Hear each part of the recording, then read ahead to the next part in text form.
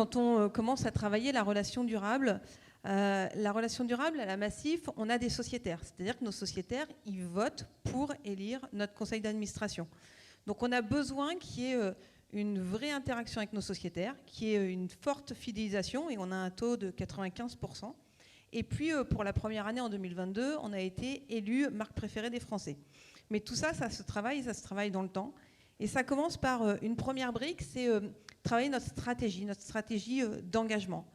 Et la stratégie d'engagement, c'est déjà ce qu'on a vu juste précédemment, bien connaître, nous on les appelle nos sociétaires, donc bien avoir de la data, avoir de la donnée sur nos sociétaires.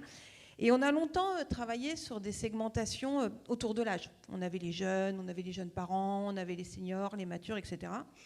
Et on s'est dit que si on voulait une relation durable, il fallait aussi qu'on change ce prisme, qu'on ne les regarde pas qu'au travers de leur âge ou qu'au travers de leur équipement, mais qu'on les regarde au travers de l'interaction et la force qu'ils ont avec nous.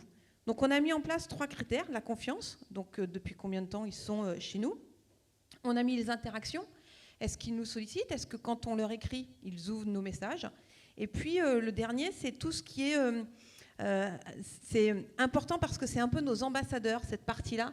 C'est vraiment leur participation. On met régulièrement en place des ateliers de prévention. Donc comment se prévaloir en révisant régulièrement son code, en accompagnant les jeunes enfants dans l'handicap. Donc on a besoin de ces ateliers et puis on les propose régulièrement à nos sociétaires. Et plus leur participation est forte, plus on considère que leur engagement auprès de la Massif est important. Et c'est aussi ça qui nous permet de travailler toute notre interaction et tous les temps de vie avec nos sociétaires. Et puis on a ajouté quand même une particularité, c'est sur les nouveaux sociétaires.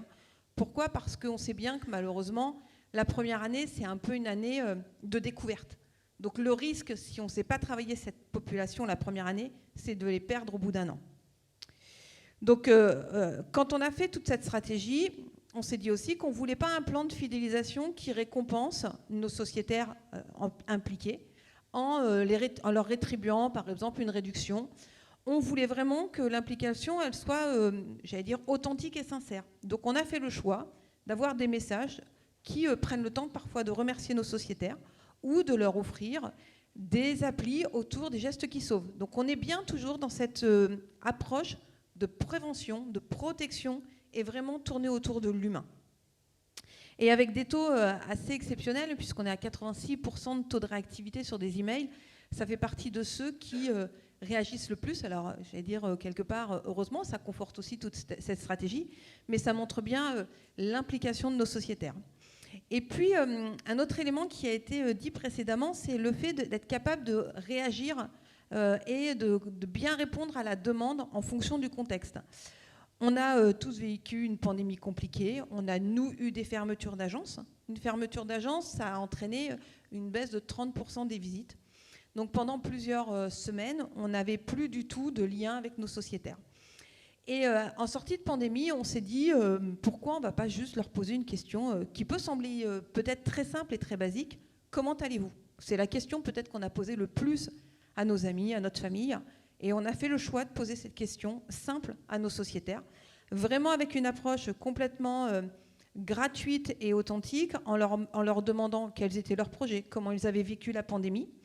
Et puis en parallèle, on s'est dit, pour que ça fonctionne, il faut qu'on soit capable aussi de leur proposer des réponses adaptées. Donc on a eu 550 000 répondants. On n'avait jamais vu autant de participation, quel que soit le type de dispositif qu'on avait pu faire dans le passé. Et même des sociétaires qui sont venus remercier nos agences quand elles ont réouvert, qui ont appelé nos téléconseillers pour dire merci d'avoir pris ce temps-là. Et en réponse, on avait une centaine de réponses personnalisées. Alors pour ceux qui allaient bien, on leur proposait de faire des diagnostics à distance.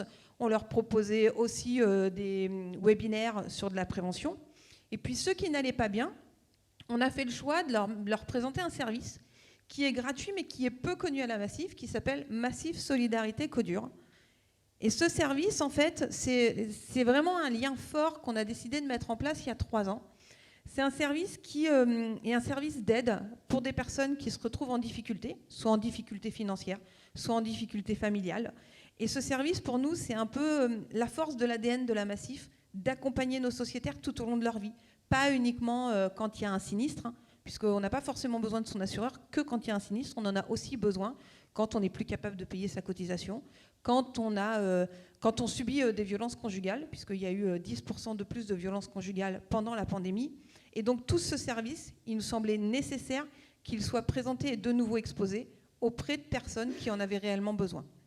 Donc pour nous, c'était aussi important d'avoir l'ensemble de ces piliers. Et on voit aussi le nombre de personnes qui ont utilisé. On a eu 50 000 visiteurs sur cet espace. Et le choix, c'est de se dire, la relation durable, elle ne peut que se construire autour de ces 3 piliers. La connaissance de nos sociétaires et être capable d'aborder le bon message au bon moment.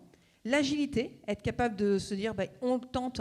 Et puis la pandémie nous a permis de montrer que parfois, juste prendre le temps de demander des nouvelles de nos sociétaires, c'est utile.